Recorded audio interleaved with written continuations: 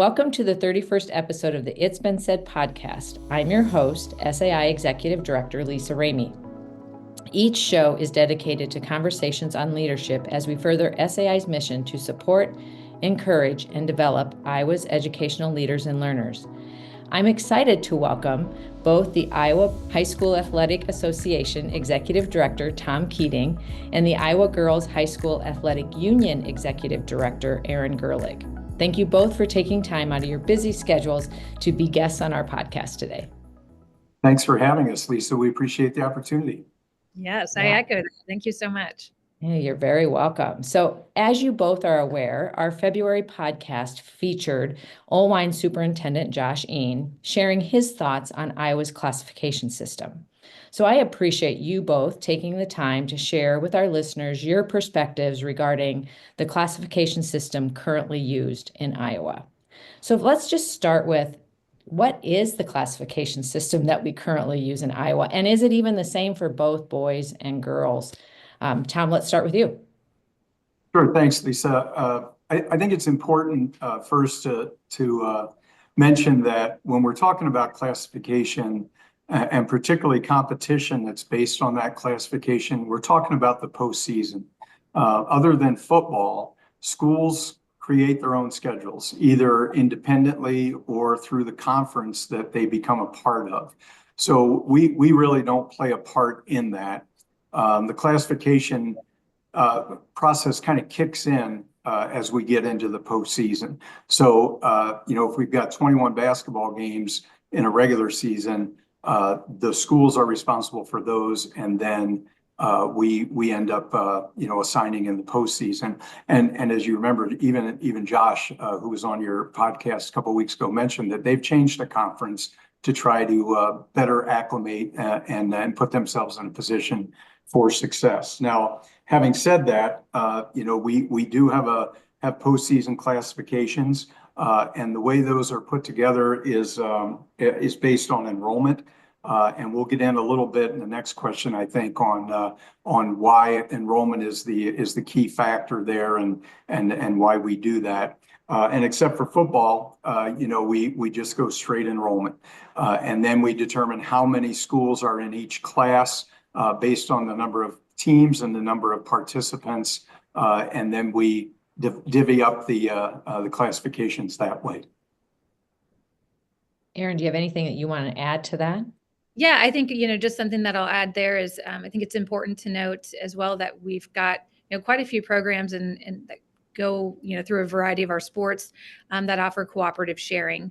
And so those are 1-year agreements. And so, those do take the total beds numbers from each of those programs and combine them. It's not even if it's just a boys soccer program or, a girls wrestling program, it's still encompassing those beds numbers as well as part of that calculation. Mm-hmm. Can I ask a question? So I know when we talk classification, or I feel like when we talk classification, minds go directly to athletics, but does it impact other extracurricular as well? Music, speech? I see, yes. Yeah, it does. And not to the extent that athletics do, because of the number of classes that we may have compared to the number of classes that speech and music have. Got it. Okay. So then who is responsible for determining, the classification policy that we are currently using in Iowa? That's a part of our articles of incorporation, which come to us via Iowa code. And we'll go back to the football example that in order to use a free and reduced lunch calculator in the classification for football, we had to go through a process. We had to go through a member vote. We had to have our board approve us seeking permission from the State Board of Education to make a change to our classification model, and we went through that. So because it's part of our articles of incorporation, there's a significant process that's involved. So Tom, how long did that process take to have that change made in football? Yeah, that took a couple of months, and mostly because we had to wait for the State Department of Ed meeting, and we had to give them enough time to review the materials that we had sent them. So the vote didn't take very long. Obviously, the classification committee made the recommendation that we seek a change. Then we took it to a membership vote. The members passed it. The Board of Control then passed a motion, an action item that we would seek a change. And we went to the State Department of Ed and asked them for permission to do that. They do not have to approve the change. They just have to give us permission to do that, and they did. And Erin, was there any similar type process on the girls' side? We have, for us, really a lot of this conversation comes from our advisory committees, right? And from our own management and sitting around our staff table there. For instance, when it was with wrestling, because it wasn't out of the norm of how we would make some of our normal classification adjustments, we really just took it to the advisory committee, and then it went again just to our own staff and our management there, and then was presented in front of our board of directors for final approval there. But because there was no other extenuating circumstances outside of our normal classification factors, which was just our beds at that point, we didn't have to seek any sort of outside approval for that. Mm-hmm. And something else, Lisa, that we implemented was we took a look at all of our sports and how many classes we should have. And we have a guideline for the number of programs that are involved and the number of participants involved. And that guideline takes us to the number of classes, whether that's 4, 3, 2, or 1. So that might kind of lead to some of what my next question is, Tom. So how do current classification guidelines then address that difference beyond enrollment, such as either resources or demographics, or does it? Why don't we let Erin jump in first, and I'll tag team on this one. I feel like I'm I'm preempting her. No, he's doing great because Tom is seasoned this. This is my first year in here, so I've had a lot to learn as well. I think for us, we do have some differences with the association in that, we've got 5 classes when it comes to a couple of our sports where they have 4 classes. And so I think we do reserve the individual right as organizations to really look at the demographics of our sports and where it gets really sports specific and go in and make those changes as needed. And so I think that, we are really thoughtful about every season, asking the question, are we where we need to be here? We just put out a basketball survey, for instance, because basketball is a hot topic right now on the girls' side. And we asked the question, is classification something that needs to be considered? Is there a factor, a free and reduced factor that needs to be part of that? We are asking the questions. And so out of, the 360 schools that replied, we just have a handful that said, yeah, maybe take a look at that. And so I do think that we're good about asking those questions. And Tom, you can jump in here too. But this is just kind of from the girls' side where we feel like, we've made adjustments going from 4 classes to 5 classes. And, we've gone from 5 classes to 4 classes also and reversed that when we didn't think, we made a move and then said, hey, in golf, we need to back this back down because of what we're seeing as in our state series because of those things. I would agree with Erin, and I think our organizations, we try to look at things, as much the same way as we can, but when there are unique situations, whether that's the number of programs in each of our sports, the number of participants, maybe the demographics of the participants, we may look at things just a little bit differently. What I would say that, we have a classification committee, and our committee meets annually and takes a look at all of our classifications and pretty much asks the question, are we where we need to be? Are we where we want to be? Are we where our schools would like us to be?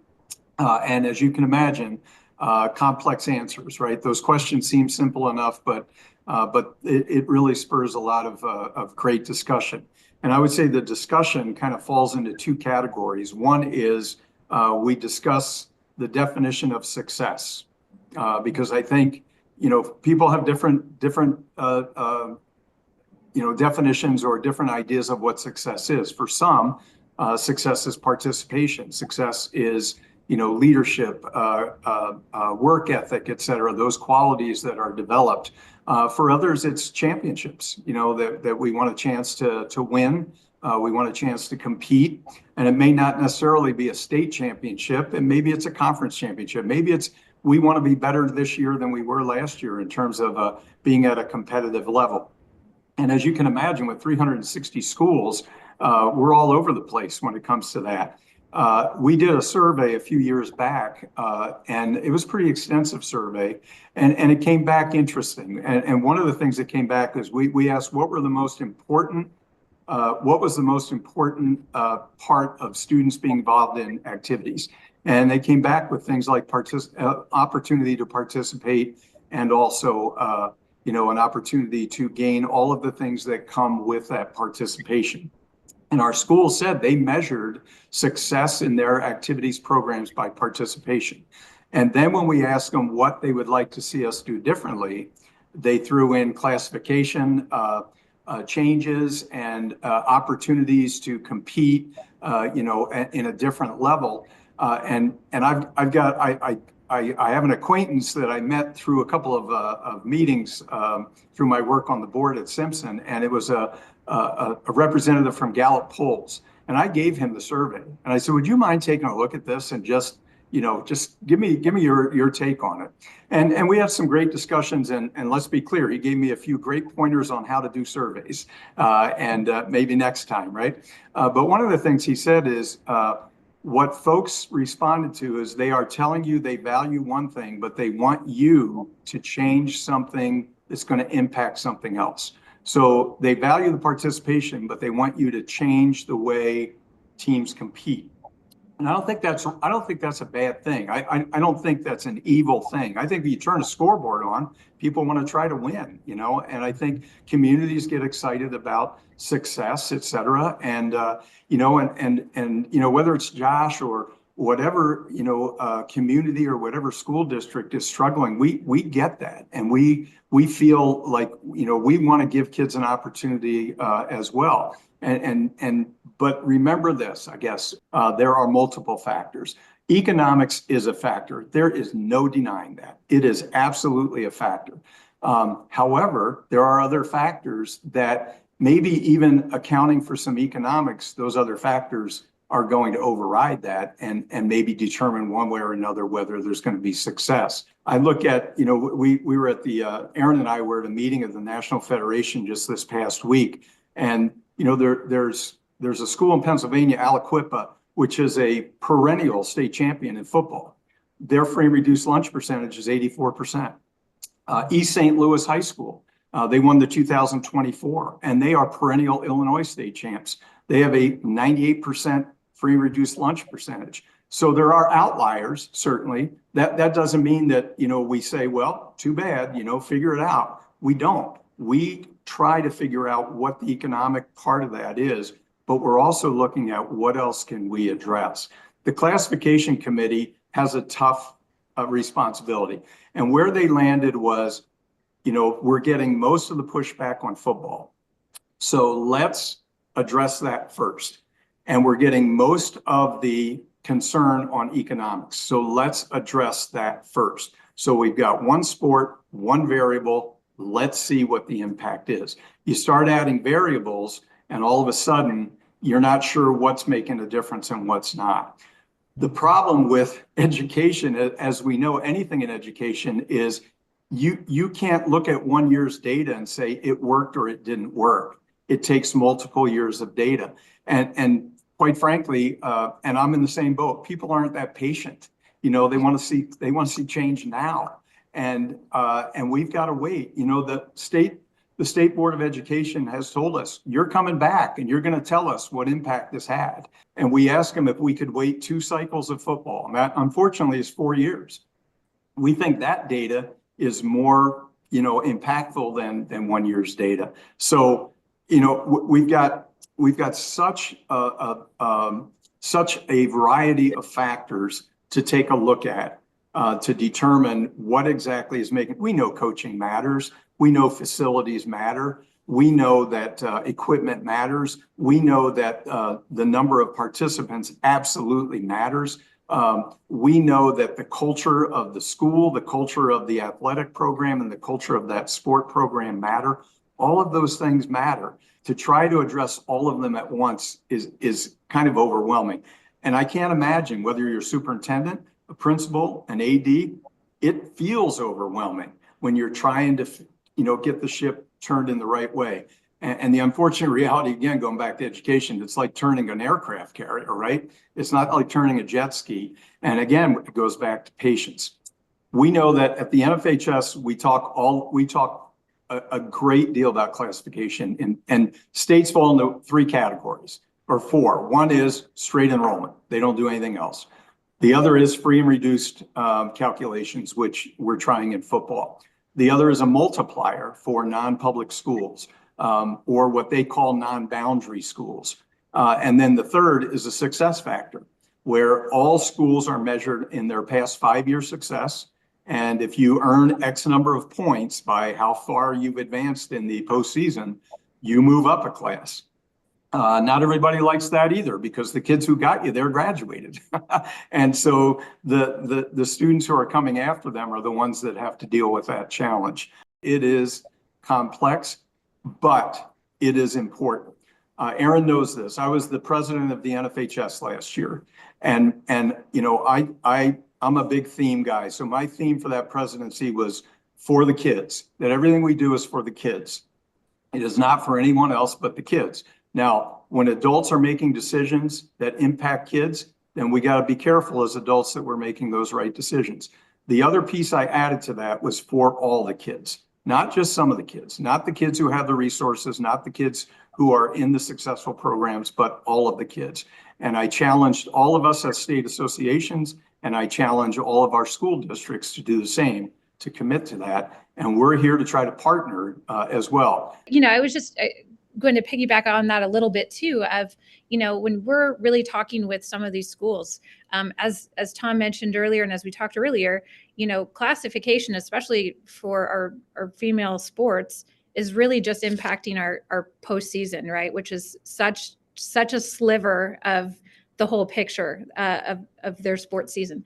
And so, when we're talking with coaches and we're trying to ask the questions, because that's a big part, is what are the right questions to ask, right? What do we really need to be asking? And their frustration is coming from, 21 games in a basketball season. That can feel like a really long season if you're not a winning program, or if you don't feel like you're landing in the right spot. And so really trying to come alongside of them and ask them that question of that, what is leading to their frustration throughout the course of that season, and then really coming alongside of them and trying to, we have decided that we want to really try to offer resources to partner with them through their season. And I can go on about that later with some of our Empowering the Iowa Girl initiatives.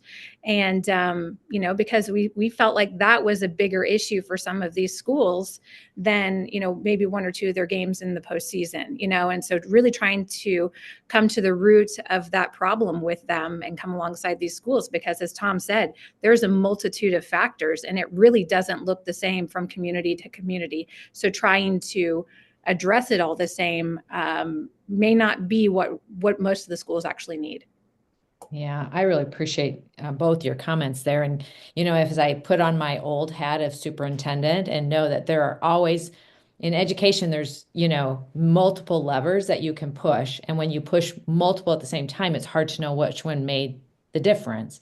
And so really being thoughtful about which lever to push in this conversation to determine, does it make a difference? And, I can say that we would look at data to say, boy, we want kids involved, because that involvement makes a world of difference for that student athlete, right? When we could see kids involved, we also saw increased student achievement. It's those kids who weren't involved in anything. And that involvement didn't always mean winning state championships. Like, that's awesome to have that, right, as well. But it's that entire season and having a positive season. So I'm glad I didn't even realize that when you think about only football and that I know we had completed, I think, 2 years now of that cycle. I didn't realize it'd be 4 before the data, but I'm curious, have you heard what feedback are you getting from coaches or administrators currently? And maybe it's too soon, Tom. I think the early returns are kind of in. The challenge, Lisa, is that there is no formula that is going to account for every program that struggles. And a calculating formula is going to have the biggest impact on the fringes, right? So if you're at the top of the class or you're at the bottom of the class, your chance of moving is greater.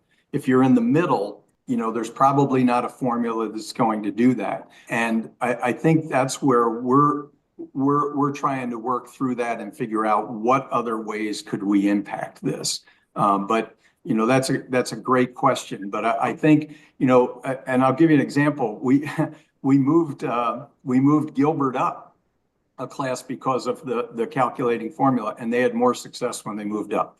And so there's always going to be an outlier. The early returns show that there was some positive, but again, the number of schools that were impacted was not dramatic, and the change, the change in their success was not overly dramatic in those first 2 years. But again, it takes a little while to get some momentum going. We're pausing for a brief commercial break. We'll be right back to continue our conversation. Stick around. Hi, I'm Matt Carver, Legal Services Director at SAI. One of the benefits you receive as a member of SAI is to have a privileged conversation with me about your pressing legal issues. While I don't replace your district's legal counsel, I do my best to provide friendly and practical advice for you as a member. If you are a member, simply call the SAI office at 515-267-1115 and ask for Matt. If you aren't a current member, join or renew today at www.sai-iowa.org. And now, back to our conversation on leadership. And am I remembering correctly, I could be wrong about this, but that school districts had a choice. So maybe the calculation could have moved them one way or the other, but they could have chosen to stay in the classification that they were previously. Am I remembering that correctly? They can always choose to stay up. They do not choose to go down. We don't have that piece in. Erin, have there been some of those same types of, like, since it was implemented in football, has there been the question of why haven't we implemented something similarly on the girls' side in any of the sports? Yeah, I think when you explain to them again that the impact that football is able to have because of the fact that their schedules aren't determined by those schools, right? And so when you kind of start there with schools, I think that they immediately realize football's a different beast. Football's a different animal, and you're kind of comparing apples to oranges at that point. And so to say that we're not seeing all of the issues that they were seeing in football is not. It's not accurate, but at the end of the day, it's on a smaller scale. And I think the big thing about football is it's you run into a lot of safety concern, right? And so I think that that becomes a hot button in itself. And so I think when we were like, hey, let's see how some of this goes with football, I think that's again was a fair litmus test then for the rest of us to be able to sit back and watch that a little bit. And it's not that we're sitting back and doing nothing. I think we took it upon ourselves then to, while those things were playing out in football and while those, that formula was being run through there, then we can sit back and ask different questions and try to collect different data. And some of that too is looking at what are some schools doing right? These programs, looking at, your Newell Fondas, who it's not, they're dealing, I think their free and reduced rate is 36. It's above average. And so when you're looking at some of these rates and like, okay, but who's got success and why? That feels like a really important question for us too. So exploring those things too feel almost as important because are they sitting on some of a formula per se that we don't always understand, and really dissecting some of those. And so I think that those were some of the things that we were trying to do, modeling, who is doing it right, and what are they doing, and what questions are they asking, what are the things that they're prioritizing as districts, and then how can we help to shape and share that information with some of the schools that are struggling or have those questions. I think, we understood that the big task that they had with football. And so I think we were able to then take a different approach with it, which is what we've been trying to dissect. We've been working with the Ray Center and Character Counts and with Scott Racker, and they've been putting together playbooks for us. And so they essentially help compile the data and the materials for that. We purchase them from them, and then we essentially are the vehicle and the vessel that rolls that out and does this programming alongside of our schools who request it. And it's a free program to schools. But if a school reaches out and they're struggling and they've got questions about, sportsmanship is really bad. How can we, it's a huge culture change for us. These are the things that we want to see. It's killing our participation, frustrating a lot of people. Okay, we've got a playbook for that. And then we can send resources in and help them to, unlock some of that knowledge, or help them dissect some of the things that are happening within their own districts, that here's a resource that can feel like it's helpful, because I think at the end of the day, our districts want to be seen, they want to be heard. And when we say at the end of the day, oh, yep, sorry, we don't really have anything for you, but best of luck, that's a frustrating space to be in. So I think we have tried to take it upon ourselves to compile, all of these different resources that say, hey, we see you, we hear you, we feel your struggles, and this is how we're trying to prepare to help. That makes sense. And I think the other two things that are important to remember with football are, number one, we schedule the regular season. So classification impacts your entire football season, not just the postseason. And the second is that, it's numbers. And we understand that, on Friday night, when my sideline has 28 kids and I look across the field and there's 80 over there, that doesn't look good. And it's probably not going to go well. We know that sports in general are not equitable. They've never been equitable. But when you can make adjustments, when you can do as much as you can to bring some of that equity, then I think you got to give it a shot. And that's why we went the way we did in football, to try to get schools a little bit more in line in terms of the number of participants they were going to go against each and every night. Mm-hmm. What I appreciate about this conversation with both of you is it appears to me that you're both organizations are really looking at how can we come alongside schools and support them and learn too along the way, right? Like, this is new for all of you. So learning from other states, other associations, as well as schools right here within Iowa. Is there anything else that either of you'd like to say about how you are supporting schools through this journey that you haven't shared yet so far? Yeah, I'll jump in here really quick, because it's an initiative that both of our organizations are coming alongside of, and we took it from Michigan, but it's the your athletic director mentoring program. So Michigan rolled this out probably, what is it now? Maybe been 4 years, Tom, 3 or 4 years that they've been doing this. And their state athletic directors association partnered with their high school association, and the high school association backed it up kind of monetarily, and basically setting up a mentoring program. So newly retired ADs then coming alongside, getting paired with your entry-level ADs who are just starting out, because we saw that there was a massive turnover in our school administrators. And I know that that's something that you all deal with. You see that. But when it comes to, there's so much information that cycles from year to year in that position with that AD, and it's so important. And so when we're seeing such a turnover, asking the right questions there, what's going on, what's happening in that space. But both of our organizations coming alongside and adopting that a similar mentoring program there alongside of the IHSAA. We've done that for this past year, we just had kind of a review with them on how it's going. And, retention, I think in those spaces really matters, because it's key to, if you're retaining a great AD, then chances are you're retaining some good coaches, and you're not seeing all of that turnover, which was, I think, from my purview, was a really big issue, where we had the ability to step in and say, yeah, we can help fund this initiative. We can be great partners in this. Again, we see you, we feel your pain on that. And we know it's a big trickle down effect when there's so much turnover. So I've been really proud of our partnership, joint partnership there with the AD Association. And I do think that initiative, as we see that from year to year, will be extremely impactful for years to come on giving ADs the supports that they need, because we also know that there's superintendents, there's people fighting for them that want to be able to pay them more, just like they want to be able to pay everybody else more, to create longevity in their buildings. That's not always practical, but sometimes what ADs were saying is like, we need help and support in different ways. And I think that this is just kind of starting to chip off a little bit, and really start to uncover what resources we can really give them in these spaces.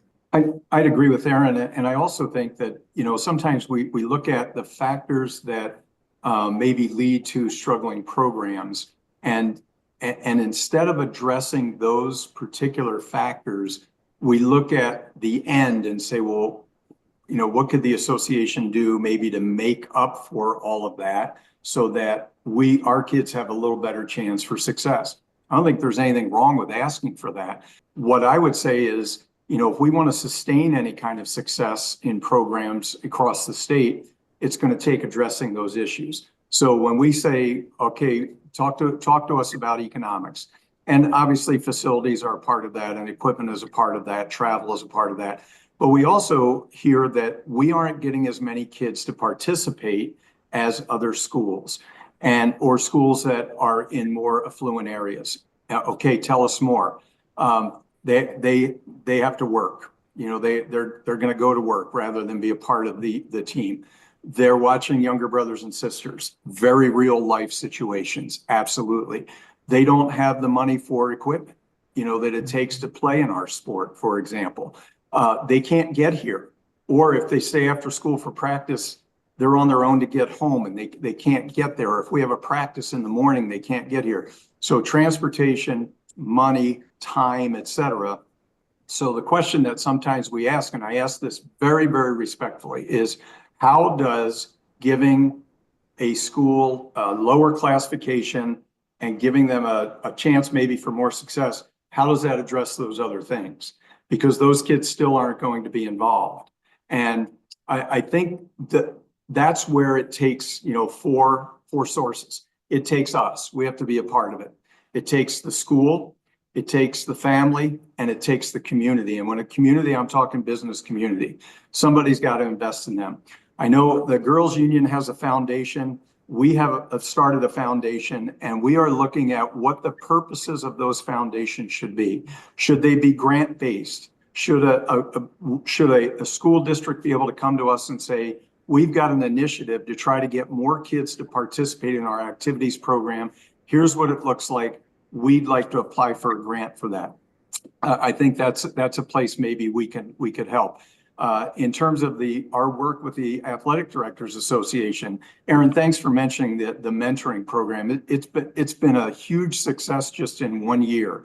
We'll know exactly how successful it is by how many ADs are still there next year. But the turnover has been dramatic, and hopefully this will impact that.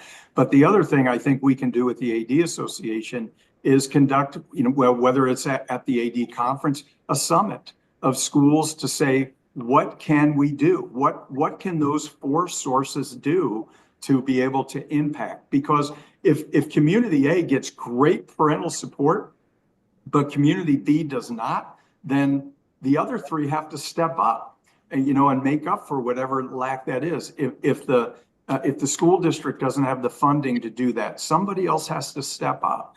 And I think they can't do it alone. We can't let them do it alone. Our organizations can't do it alone. It's got to be a team approach. And I don't know that we've ever looked at it that way before. We're certainly trying to look at it that way now. Yeah, that's a really good reminder for me as well. I think about, again, my former life and some of those conversations that we had, and even the foundation that we had there in West Des Moines, and trying to think how, initially not thinking at all about athletics, and then it came in to be that we should start thinking about, activities and athletics as well, and how they can be supported. So I appreciate that. What haven't I asked that you would like to make sure our listeners hear today? We're coming up on 100 years of our organization, the IGHSAU, and, we are really trying to be thoughtful about looking at what the next 100 years looks like. And we know that the young ladies who come to our state tournaments have, for the most part, have a great experience, right?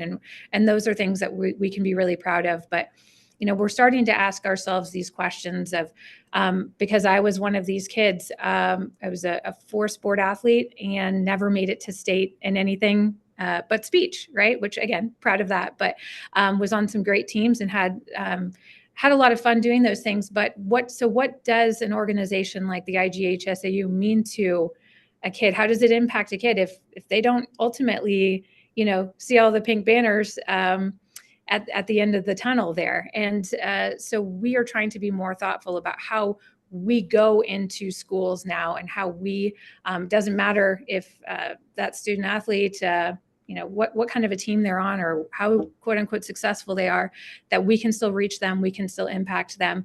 Because at the end of the day, part of our goal is to create our future leaders for tomorrow, right? Empowering the Iowa girl today to lead tomorrow. And so I think our mindset is shifting a little bit on what that looks like. Of course, we want to put together the best postseason experience for our kids, and we're not shirking away from that responsibility. However, I think it's becoming more and more important to us because of some of these other issues of how do we try to reach all of the kids? How do we try to get in there? And we know that that's going to take a mobilization and an effort on our part that we didn't have to consider so much before. And I would add 2 things.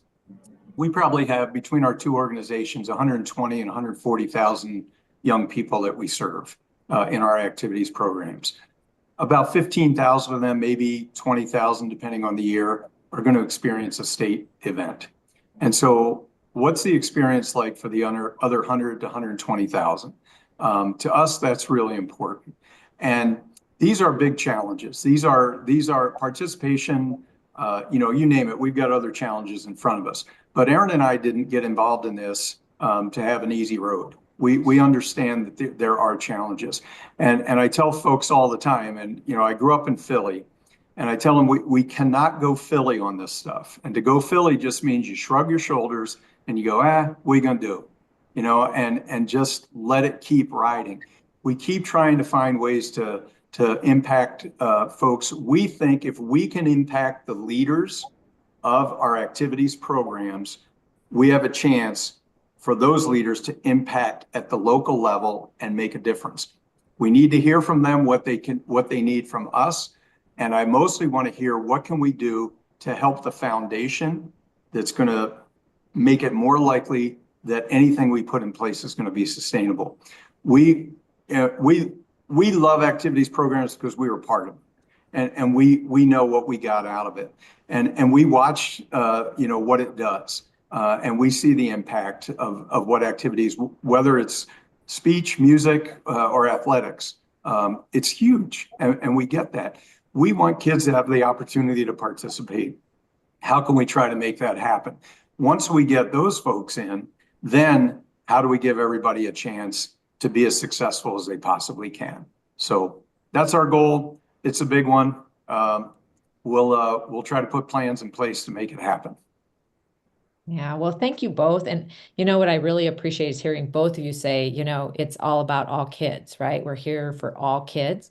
And how do we make that happen? And knowing that individual students, individual families have choices that they make, but it's really that focus from your organization. So thank you for that. And again, thank you for your time today. Really appreciate it, and for all that you do for Iowa kids. Join us for our next episode, where Dave Doughton, our SAI Government Relations Director, and I will dive into the 2025 legislative session and the key takeaways for school leaders. Don't miss it.